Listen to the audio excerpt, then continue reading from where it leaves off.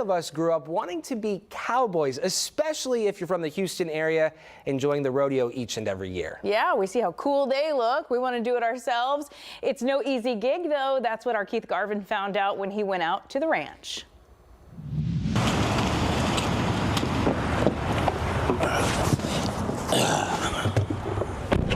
All right, headed to the ranch.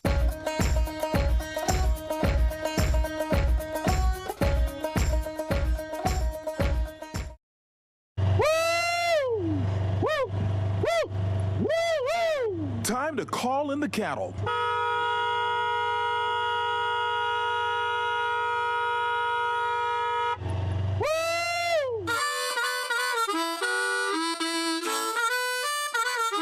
Another day in the life of legendary ranch manager J.D. Gatson on Bear Ranch in Matagorda County. Come on, y'all. Mr. Gatson has been running this ranch over a span of 7 decades. For the 84-year-old who had started part-time, the full-time job opened up in 1960 when the previous manager was injured. When he got hurt, my boss came back and told me, he said, J.D., he said, I don't know if you got a steady job or not, but I got to have you back. He has now been back for nearly 65 years, but ranch life is in his blood. My daddy loved it, and he brought us up. That's what he brought me and my brothers up doing, riding horses, working stock, farming, and all that kind of stuff. That's all I know. That's all I know, and that's just inherited in our family. The Gatsons represent 3 of 7 generations of cowboys. It is a tough life, but a life that they love and one they hope to pass on to future generations. Hey, what's going on, Don? Meet Mr. Gaston's son, Don. Don has taken over most of the ranch operations after working beside his dad for nearly 40 years. He tried to live a different life. I was bagging groceries, pushing baskets. Shoot, one day they told me something. I said, you know what? I can push a horse better than I can this basket. And I think I made 2 days. The second day I told him, I said, hey man, this ain't me, I'm gone. I Came back to the ranch. picked up and come on back to the ranch. My dad asked me, say, I thought you had to work today. I said, yeah, I'm at work. Come right back here. When many people envision cowboys, African Americans are not typically who come to mind. However, historians estimate 1 in 4 cowboys in the American West was black. In particular, in Texas, when ranchers left their properties to fight in the Civil War, they left behind their slaves to care for the cattle, where they learned the priceless skills to become top-notch ranch hands. So just go ahead and follow them? Yeah, go ahead and follow them. J.D. Gatson's great-grandfather began their family legacy, helping drive cattle on the famed Chisholm Trail from Texas into Kansas. The owners of Bear Ranch here in Matagorda County have given Gatson a rare and special opportunity. Me and Frank South are the only 2 black cowboys I know living that run the ranch. Right, wow, okay. Now, we run the ranch. Yeah, and that was a blessing right there, because you don't find too many black cowboys Right. run the ranch. On this particular day, they invited me to take part in a ride to move about 30 bulls from one part of the property to the holding pens. It was time for a checkup from the veterinarian. They hope they can one day turn over the reins to the next generation. That would include Mr. Gatson's 5-year-old granddaughter, London, already winning trophies in barrel racing. Come on, mama. And then there is Don's son, Malik, with his own impressive resume. Okay, so you have a full-time job, you work here at the ranch, and you rodeo. Yes, sir. When he has kids, you have grandkids, do you want to see them take part in this ranch life as well? Yes, I would. Yes, I would. I would like to see them right out here with me. I would like to see them having fun, just as much fun as I did coming up. You know, and I tell him often, bring them, don't leave them at home. In the meantime, with a team that includes his brother, son, grandson, and nephews, Don's dad, J.D., sits in the main saddle. We done turned the ranch over to Don. I'm here every day, but I still call the shots and everything. Okay, but Dad is still in charge. Yeah, I'm still in charge, but I can't do what I used to do no more, and I know that.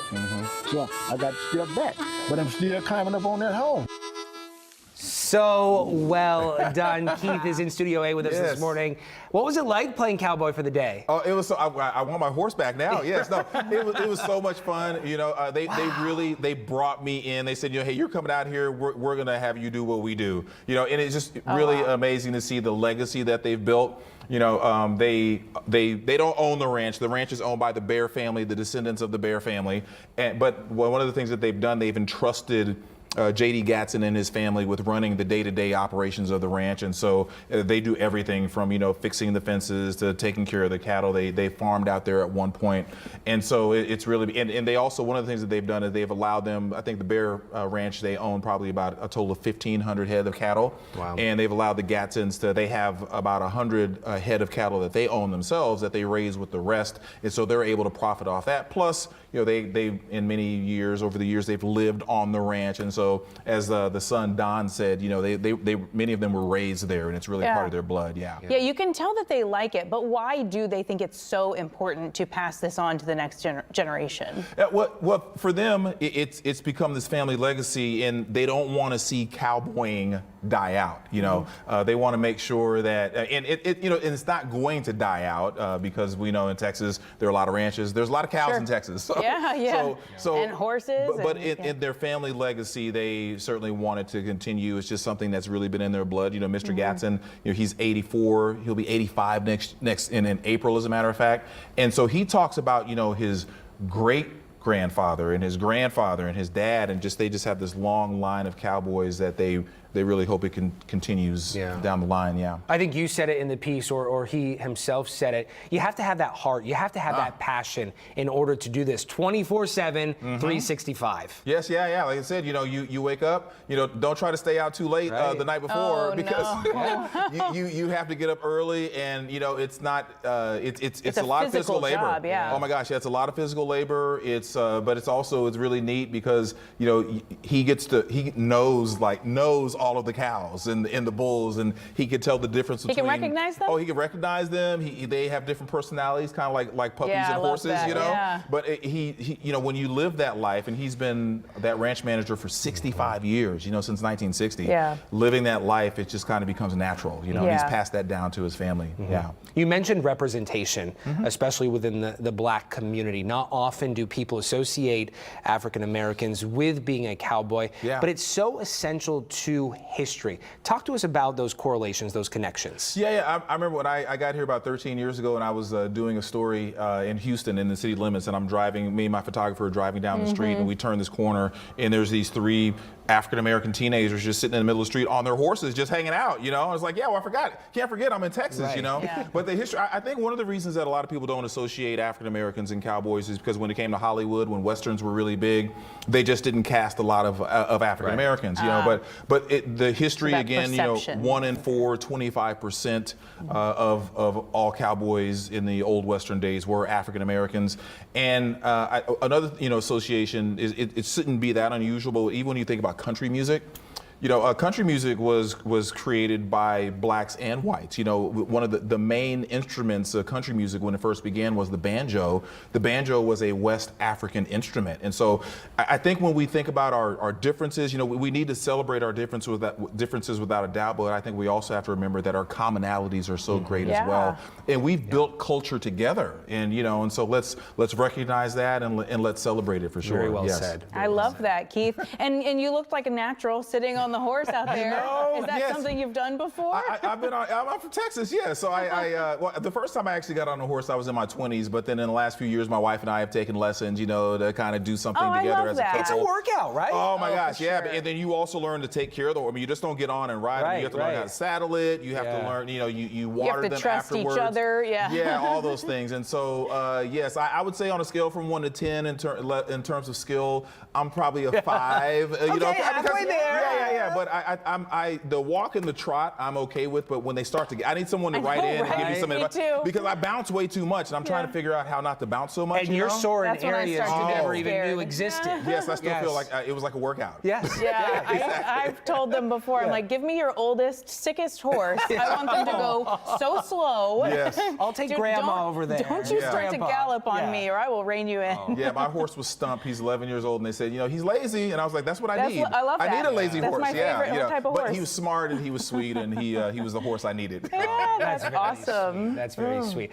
What an incredible assignment. So well done. Walking away, the legacy that you'll take away from what's going on there on the ranch. Yeah, the legacy, the thing I think about is, especially as we're celebrating Black history, I think about this legacy that has been passed down from one generation to the next. And again, Mr. JD talking about his great-grandfather and his grandfather and him. And now we saw in the story there his 5-year-old granddaughter is already riding horses. And, I had to verify she was 5. Yeah, for real. yeah, she's 5. Yeah, she'll be 6 in a couple months, but she's 5 right now, and she's competing, barrel racing and riding those big horses.